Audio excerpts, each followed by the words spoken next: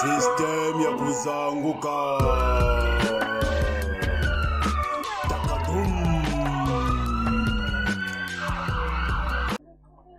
J'explique dans ce livre la différence entre une mère et une femme. Quelle est-elle? Lorsque une Africaine Oui. ne veut pas se marier, Oui. ne veut pas éduquer, ne veut pas nourrir son mari et sa descendance, elle est une femme. Et donc elle sort de la réalité. Je ne l'observe pas. Enfin, je fais quelques études sur ce type de personne. Mais je considère que c'est une personne qui est sortie de l'univers africain. D'accord. Donc les matriarcats, en tant que système, donnent la possibilité de se compléter biologiquement et de se compléter socialement. D'accord. Très bien. Et d'où, par exemple, je prends un exemple. Les plus grandes prêtresses dans les spiritualités africaines, les postes de prêtresses, donc celles qui dirigent les messes et tout ça, les mambo ou mambrou et tout ça, certains ngangas sont des femmes, sont des prêtresses, mamandona, qui dirigent les cultes. Or, les cultes, c'est-à-dire rendre culte aux ancêtres, est une des activités les plus importantes de la vie africaine. Parce que lorsqu'on va parler de Nzambi là, Zeus, Dieu, nous partons le chercher dans un endroit où on va le célébrer. Mais Nzambi, il est nous. Donc l'étude, c'est ce que je dis, l'étude de la société telle que je l'ai fait, je la pose de deux manières, qui au final représentent la même chose. Je dis, qui est Dieu et qui est l'homme? Parce que nous nous rendons compte que pour bien comprendre la société africaine, il faut bien comprendre les rôles de Dieu, les noms qu'on donne à Dieu, c'est-à-dire entre parenthèses, l'équivalent de Dieu européen, de Zeus, la personne, donc la divinité. Comment on le définit et comment on définit l'homme? Par exemple, ici, dans la société indo-européenne, occidentale notamment, on dit que l'homme est un animal pensant. Or nous, comment on va nommer l'homme? On dit Ntu. Je parlais déjà Nzambi, mais l'homme Ntu. Or l'Ntu, c'est à la fois la tête. Ils ont pris la tête qui est le siège des sens et ils ont dit que l'homme, c'est un être social, biologiquement conçu. C'est l'homme. L'homme est un être social, biologiquement conçu. Et dans cette acception, on va dire, d'ailleurs ça, tout ça de Papa Diangenda, un des fils de Papa Gimbangu qui disait, Zambi imbangi muntu, muntu imbangi Zambi. C'est-à-dire que Dieu est le témoin de l'homme et l'homme est le témoin de Dieu. Donc lorsque tu vois l'homme, tu es sûr que Dieu existe. Très bien. Cette approche va faire que dans les matriarcats, il n'y a pas de supérieur, il n'y a pas d'inférieur, mais il y a des complémentaires. Dans ces complémentaires, je dis que l'enfant africain, donc, vous comprenez comment s'organisent les matriarcats. L'enfant africain, lorsqu'il naît, il naît de sa mère, de son père et de son oncle. Par exemple, ici, quand vous dites à quelqu'un, vous présentez quelqu'un, mon oncle, l'oncle, c'est le frère du père. Or, nous, le terme oncle, c'est un terme exclusivement réservé aux frères de la mère. Oui. Tu ne peux pas tout ça. Donc, l'enfant naît avec ces trois possibilités, ces trois parents légitimes. L'enfant hérite de son oncle. Et donc, l'oncle, d'ailleurs, on va l'appeler, la maman, on dit, c'est Ngoudi et Ngoudi Nkasi. c'est le père, Le père, Ngoudi, la mère, Ngoudi Nkazi. Donc l'oncle, c'est une mère, enfin, mère-père, ou je sais pas. Mère-père, On peut dire ça ou comme bien, ça. comment je vais dire, Si on mère masculin, père féminin. La tradition littérale, bien sûr. Donc, lorsque nous traduisons, nous voyons que l'oncle, en fait, l'oncle, dans cet esprit, c'est un homme qui est mâle, c'est un homme qui engendre. D'accord? C'est un homme qui engendre.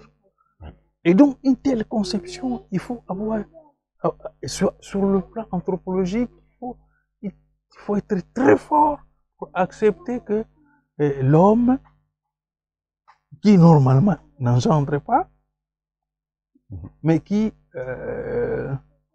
déclenche ces processus de gestation, soit aussi, non seulement homme, donc il ensémence, mais aussi une femme. Ok, mais Mawete, comment je voudrais comprendre que là nous sommes dans la sphère, plutôt la sphère Congo, hein, le royaume Congo, l'Afrique centrale, parce que je crois que ce sont pas tous les, je sais pas moi l'histoire, c'est que l'histoire dit, est-ce que c'est toute l'Afrique? Vous avez dit qu'au départ, historiquement, l'humanité était matriarcale, c'est-à-dire c'est la femme qui dominait, le patriarcat est venu avec l'influence indo-européenne. Moi, je voudrais comprendre une chose. Comment est-on passé d'une espèce de pouvoir, de domination même, je dirais, des femmes, dans du matriarcat qui était triomphant, qui était vraiment bien fixé dans la société? Comment, qu'est-ce qui a causé cette, si je peux appeler ça la perte d'influence, de pouvoir des femmes dans nos sociétés? C'est quoi le basculement, à quel moment le basculement s'est opéré pour que ce soit que les hommes qui règnent maintenant, qui dominent, sans partage, qui font la loi? Alors, notre père dans la science, le professeur Tchenkata Diop, dit du matriarcat que le matriarcat n'est pas le triomphe. Tu vois, il dit le terme triomphe. Le matriarcat n'est pas le triomphe de la femme. De la femme. Et c'est quoi alors? D'accord? Oui. Non. Quand nous parlons de complémentarité, ça veut dire qu'il n'y a pas un supérieur et un inférieur. Un inférieur. C'est-à-dire la femme joue son rôle biologique et social. L'homme aussi joue son rôle biologique et social. Donc on peut dire qu'à l'origine, dans le passé, il y avait une certaine... ils étaient au même diapason, il y avait un équilibre entre les deux... Je voudrais corriger cela. Ah, il faut. L'équilibre n'est pas mort. Mais on sent quand même un déséquilibre actuellement. J'arrive. Et ça, c'est notoire. J'arrive, mais okay. Tant que nous n'aurons pas considéré le patriarcat comme un accident de l'histoire, j'ai dit accident. Accident de l'histoire. Lorsque les colons arrivent, dans le colonialisme fait 3 à 4 choses caractéristiques. D'accord. Ils changent le nom de votre pays. Donc, toi, aujourd'hui, on va te dire tu es du Congo-Brazzaville. Brazza n'a absolument rien à voir. Hein? C'est un accident de l'histoire que ces pays, qui est Congo, deviennent Congo-Brazzaville. C'est un accident. Mais c'est un accident pour qu'on puisse parler de République démocratique du Congo. C'est un accident de l'histoire parce que c'est dans la langue d'autrui. Si vous demandez, vous allez aller dans un village et demander pourquoi on dit Congo-Brazzaville. Vous allez voir que les anciens même ne savent pas pourquoi on ajoute Brazza au nom du Congo. Mais vous allez en RDC, vous entrez chez les anciens, tous ceux qui n'ont pas été à l'école, ils ne savent même pas que leur pays s'appelle la République démocratique du Congo. Ils ne sauront même pas expliquer. Non, Congo, ils entendent Congo et ils savent que c'est chez eux. Mais République démocratique, ça ne les regarde pas. Ils ne savent même pas à quoi ça sert. Qu'est-ce que ça veut dire? Ils ne savent même pas que c'est les deux qui sont en train de parler. Et je vais continuer la même chose. Côte d'Ivoire, c'est quoi? Côte d'Ivoire, voilà. Ça dit rien. Bon, Sierra Leone, et puis il y a plusieurs situations ambiguës comme ça. Mais moi, je voudrais que nous nous entendions bien sur le matriarcat. Pourquoi Dieu, lorsqu'on tout à l'heure, on a donné la définition de la nature. On a dit nature. Oui. Hein? Dieu, donc Nzambi chez eux, chez nous, Dieu, c'est tout ça. Donc Nzambi, ça veut dire que la nature est harmonieuse. Je fais une traduction littérale. Il faut comprendre que la langue, nous on dit Ndinga Inki. Qu'est-ce que la langue dit? Ndinga Ituku dia Kimuntu. La langue est l'origine de l'humanité. C'est-à-dire les langages. Pour devenir humain, c'est-à-dire un homme, il faut disposer d'une langue. D'accord? Or, qu'est-ce que la langue fait? La langue décrit, la langue codifie. Et donc, oriente la conscience. Hein? Donc, parce que la conscience historique, c'est une dimension de la culture. C'est la manifestation de la culture. Et j'aimerais ici te donner la définition de l'histoire et de la culture chez nous. Lorsqu'on parle de la culture, on dit Kimuntu. C'est-à-dire que la culture est la manière d'être humain ou homme. D'accord? C'est ça la culture. Maintenant, dans la définition de l'histoire, on dit Kinkulu ou bien Bonkoko. Tu vois? Et à un moment, dans des textes comme ça, depuis quelques années, j'ai dit ancêtrisme. C'est-à-dire lorsque que la définition de l'histoire chez nous, c'est l'ancêtrisme. Alors, la notion de l'histoire chez nous est liée à la durée. Donc, la plus longue durée possible. Et donc, tu tombes sur la conscience historique. D'accord. Et ça, il faut beaucoup de travail pour que les gens comprennent que ces notions-là de conscience historique, ça impressionne. Les gens pensent que non, nous sommes en train de nous égarer. Mais les termes pour dire histoire, qu'est-ce que l'histoire en fait? C'est la pratique quotidienne de la culture. L'histoire quotidienne et la pratique quotidienne de l'histoire. Oui, c'est-à-dire nous construisons l'histoire au jour le jour. La culture quotidienne pratiquée, tout ça, donne des faits, crée des réalités que nous retenons et tout ça. Et donc, sur une longue période, ça donne ce qu'on appelle la tradition. On dit maintenant, entre la tradition et la modernité. Non, chaque peuple a sa propre modernité. D'ailleurs, j'ai dit que la modernité n'est que la contribution de chaque génération à sa tradition. Les modernes enrichissent leur propre tradition. Donc, tu ne peux pas demander, par exemple en France, ici, demander à quelqu'un d'aller couper la tour Eiffel. D'accord? Tu ne peux pas demander à un Français de détruire les musées du Louvre. Ou bien d'aller, vous voyez, parce que les quartiers, comme on dit, haussmanniens et tout ça. Oui, ici, les immeubles et les lieux, les monuments sont classés. Ouais. C'est intouchable. Intouchable, ouais. D'accord? Ouais. Donc, la tradition est ce qui est intouchable. Mais la modernité, c'est la façon dont vous utilisez votre tradition. C'est-à-dire pour être en phase avec votre époque. Même au niveau des gens instruits. Ah non, entre la tradition et la modernité, je dis, mais de quoi vous parlez? Ok, bon, très bien. Je vais donner un exemple. Donne-moi quelques minutes pour que j'illustre mon propos. Ouais. J'ai dit tout à l'heure que lorsque vous avez les matriarcats, l'enfant se trouve devant 3 parents. 3 parents légitimement égaux. Je ne dis pas légalement. Parce que la loi, pour moi, la loi, c'est la légitimité qui donne la loi. La loi est fabriquée. Donc, c'est la conséquence, la loi est la conséquence de la façon dont vous pratiquez votre culture. Votre culture, oui. D'accord? Oui. Lorsque la loi, c'est la tradition, en fait. D'ailleurs, tous ceux qui ont fait des études de droit ont dit que la tradition est la source du droit. Qu'est-ce que ça veut dire? C'est-à-dire qu'il y a des choses, des manières, une mentalité, la manière de traiter vos problèmes, de trouver vos solutions, d'en parler de les utiliser propres à vous, qui sont codifiés. C'est la codification seulement qui change la tradition et la loi. La codification. D'accord. Ça veut dire que vous, quand on dit aujourd'hui, on dit article 1, article 2 et tout ça. Les gens qui sont chrétiens ne savent pas que la Bible n'existe que, matérielle, n'existe que depuis l'impression par Gutenberg de la Bible. Et c'est en France qu'un imprimeur avait mis les chapitres, les versets et tout cela.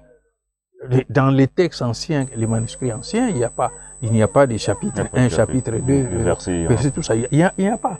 Donc vous voyez que ça, les textes, lui, a été modernisé. D'accord? La production de la Bible matérielle a permis de moderniser l'usage de la Bible. Tout à fait. Oui. Vous voyez, donc, je ne sais pas si vous comprenez ce que oui, je comprends très fort bien. Bon, donc, l'enfant africain, il naît dans des conditions favorables, puisqu'il compte sur son père, sur sa mère et sur son oncle ou ses oncles. D'accord? Ouais. Il compte sur 3 parents. Nous, quand on était enfant, si papa est fatigué de te répéter, il dit, bon, je vais appeler ton oncle. Et tu commences à pleurer. À trembler, à pleurer. Comment tu trembles et tu pleures parce que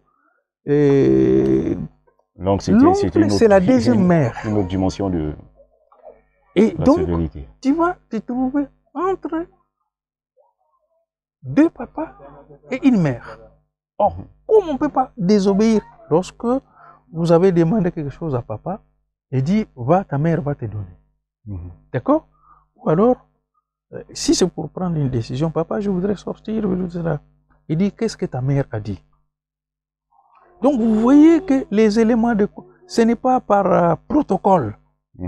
La complémentarité, c'est-à-dire l'égalité des droits et des devoirs dans les matriarcats n'est pas un protocole. C'est-à-dire, ce n'est pas la suite d'une lutte pour l'égalité. C'est-à-dire l'égalité dont on parle ici encore, on est encore dans des sujets comme la parité, comme tout ça. Parlons justement de parité là. J'ai une question à ce propos. Selon vous, le féminisme, tel que vous le décrivez dans votre ouvrage Dieu ma mère, matriarcat et féministe, féministe plutôt, est-ce qu'il peut être identique au féminisme selon le paradigme occidental? Est-ce que c'est au même niveau que vous prenez cela, ou alors ça n'a totalement rien à voir? Le matriarcat, tel que pratiqué, tel que décrit dans votre livre, et le combat féministe ici, est-ce que ça peut aller dans le même sens? Ou alors c'est diamétralement non, c'est diamétralement opposé. D'ailleurs, j'en parle, j'ai dit ceci. Je soutiens le féminisme occidental. Ah, tu les soutiens? Je les soutiens. J'étais dans une association de lesbiennes et de féministes et tout cela. J'ai dit, moi, je soutiens votre combat. Je dis, mais non, monsieur, ce n'est pas possible. Comment? D'ailleurs, comment se fait-il qu'un homme s'intéresse tellement au statut de la femme de cette manière? J'ai dit, Dieu ma mère. Il me dit, comment? J'ai dit, mais Dieu ma mère. Mais comment? J'ai dit, mais Dieu ma mère. Bon. Pourquoi cet intérêt? Le féminisme, j'ai dit que le terme féminin, non, femme, le terme vient de la femme, des droits de la femme. D'accord. La femme n'existant pas dans la langue africaine, la femme, le terme femme n'existait pas. Donc, sociologiquement, anthropologiquement, le féminisme ne peut pas exister.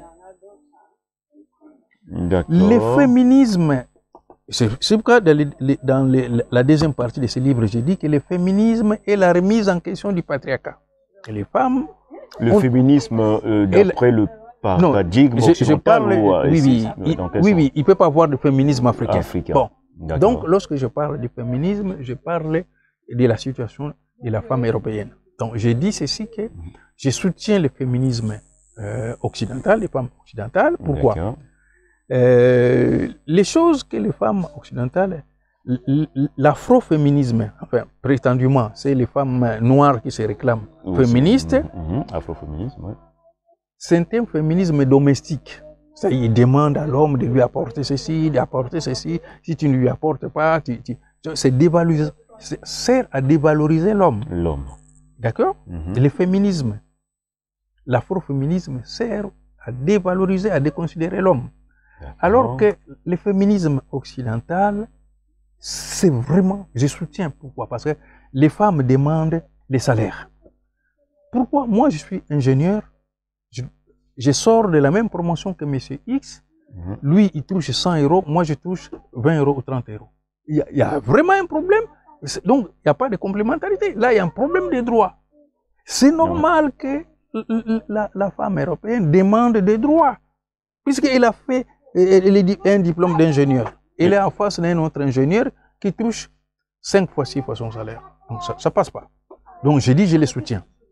Mais il y a autre chose. Cette situation, je crois, est aussi actuellement, même dans les pays africains, on constate aussi qu'il y a une certaine inégalité justement de salaire. Non, je suis en train de dire que nous sommes dans une situation d'accident. C'est-à-dire que nous sommes dans des états anormaux. Normalement, si nous remettons les matriarcats chez nous, nous n'aurons plus les phénomènes qui sont en train de se passer, de nos femmes qui vont à Dubaï faire des choses comme ça. Non, nous n'aurons pas, parce que les possibilités de l'homme deviennent les possibilités de la femme. Ah d'accord, donc, si je vous comprends bien, je crois que c'est même une question que j'avais prévue. Selon vous, le matriarcat, si l'on remettait le matriarcat, on réhabilitait, j'allais dire, le matriarcat, cela serait la voie de sortie de cette situation dans laquelle des inégalités. Tout à fait. C'est ce qui va remettre vraiment remettre la stabilité, les choses en place. Mais bien sûr. Donc la voie du salut pour la voie du salut, c'est le matriarcat. C'est-à-dire que madame telle et docteur, par exemple, en médecine ou ingénieur, elle doit avoir les mêmes salaires, la même carrière, les mêmes avantages sociaux, la promotion, elle doit avoir le même. Et moi, je me bats pour ça. Je dis, mais attends, les femmes sont plus nombreuses que les hommes. Pourquoi les hommes peuvent avoir de plus grandes possibilités de plein emploi que les femmes? Je ne comprends pas. Il n'y a aucune explication. Donc, il faut restaurer les... Si nous pratiquons les matriarcats, par exemple, aujourd'hui, on a un problème des enfants des rues. Mais la rue, c'est une géographie. C'est un élément géographique. La rue ne peut pas avoir des enfants. D'accord, mais on crée une notion comme ça et puis on la pratique. Il y a l'État qui est là. C'est les jours où tout ça, l'enfant des rues est mort, ou bien il a volé, il a fait combien de délits, c'est le moment où les policiers et tout ça. Et puis il se passe, le patriarcat a créé une sorte d'irresponsabilité chez nous. Les patriarcats en Afrique, c'est l'irresponsabilité totale. L'irresponsabilité religieuse, l'irresponsabilité politique chez nous. Les patriarcats, c'est l'irresponsabilité. D'ailleurs, vous n'avez pas d'effort à faire pour voir que tous qui ont rendu l'Afrique post-coloniale dans cet état, en tout cas qui participent, je sais que les colonialistes ne sont pas encore partis, mais symboliquement, c'est les symboles qui expliquent notre situation. C'est pas tout ça, c'est la culture immatérielle. C'est-à-dire la conscience qui explique la situation dans laquelle nous nous trouvons. Donc, je dis que je soutiens la féministe européenne. Pourquoi? Parce qu'elle veut qu'il y ait du travail pour leurs maris. D'accord? Lorsqu'ils luttent pour tout ça, sur l'évolution du monde du travail, elles vont avoir des métiers qui correspondent à leurs compétences, mais en même temps, qu'il n'y ait pas trop de chômage parce que leurs maris n'arriveront pas à assumer. Donc, or, l'afroféminisme, le féminisme, bon, ce qu'on appelle comme tel féminisme africain, c'est la femme qui lutte contre, qui déconsidère l'homme. Il n'a pas d'argent. Qu'est-ce que je vais faire avec lui? Et tout ça. Et actuellement, puisque pour faire des recherches sociologiques et anthropologiques, il faut chercher les sources partout. Je passe dans les réseaux, je regarde. Les hommes aisés, on les appelle les fructos ou les fructueux, et les hommes qui n'ont pas, on les appelle les yugos. C'est-à-dire... Ce qui veut dire les misérables, quoi. Bon, donc les femmes, là, ils ont pris l'exemple sur l'ancienne Yougoslavie, quoi. Donc, c'est la pauvreté. Et donc, les choix, toutes les femmes, je veux dire que la gente féminine actuelle est infidèle. Hein, comprenez-moi bien. La gente féminine actuelle est infidèle. Elle est infidèle parce que lorsque l'argent entre en jeu, hein, il y a très peu de femmes qui ne sont pas capables de ne pas trahir les... Très peu résistent à la tentation. À la tentation. De l'argent. Donc, face à l'argent, la majorité des femmes actuelles de notre temps peuvent vous abandonner. Ouais. Mais ça, c'est universel, hein. C'est pas que non, propre, non, pardon. C'est pas que propre aux femmes africaines. Nous sommes en train de faire un débat qui concerne l'Afrique. L'Afrique, en effet, ouais. Sortons des problèmes d'universalité. Parce que cet universel, d'ailleurs, dont on est en train de parler, ça veut dire que si c'est bon chez les Européens, c'est universel. Non, en fait, c'était juste pour souligner le fait que cela n'est pas que propre aux femmes africaines. C'est ce que je voulais dire. Non. C'est pas pour... Non, il faut qu'on se comprenne. C'est-à-dire que quand vous dites que une femme, les femmes actuellement, la majorité, en tout cas, la femme, hein, globalement, n'a plus la même capacité de résistance ou de résister à la tentation que peut-être la femme d'avant, nos mères. Ouais. Et je dis que ce n'est pas que propre à la femme africaine comme telle. C'est un phénomène qui est universel parce que vous ne direz pas que la femme occidentale ou asiatique est plus vertueuse que la femme noire, la femme africaine. Non, pardon. En tout cas, sur ce point-là, le point par rapport à l'argent. Je ne parle pas de vertu. Mais les féministes, curieusement, je suis parti dans les événements où il y a les femmes féministes européennes. Je me suis rendu compte que la majorité, elles sont construites. C'est-à-dire, elles ont un niveau pour entretenir un débat. Parce que chez nous, bon, tu prends une femme, une féministe de chez nous, tu ne peux pas discuter pendant 2-3 minutes. Je lui expliquer les motivations. La femme européenne, la féministe européenne a des motivations. Par exemple, ils ont des problèmes ici, ils ont obtenu des droits, par exemple sur l'avortement. Sur la possibilité de dire que bon, moi je ne vais pas me marier. La possibilité de dire non, je me marie tardivement. La possibilité de choisir son métier tout seul. C'est de ça je parle. Bon, enlevons l'argent. Mais sur l'argent, je vais mettre seulement les termes intérêt. C'est-à-dire qu'on vient vers tel homme parce qu'il y a tel intérêt. C'est-à-dire il y a sous-entendu. Hein? Donc, enlevons ces malentendus. Moi, les termes universels, je ne l'aime pas parce que je sais que cet universel-là, c'est écarter l'Afrique. Non, mais en fait, universel ici, c'est pas peut-être sur le plan politique ou idéologique, c'est juste pour dire que oui, c'est-à-dire que l'humanité, elle est à la fois plurielle, mais il y a aussi des convergences. Voilà, oui. Par exemple, la cupidité, elle est humaine. Oui, l'avarice, on trouve. Oui, c'est un peu dans ce sens-là. C'est des sentiments qui sont propres aux hommes. Oui, on parle souvent du matérialisme historique et tout cela. Bon, non, tout le monde aime ce qui est matériel. C'est pas propre aux femmes, hein, je ne suis pas en train de faire une accusation.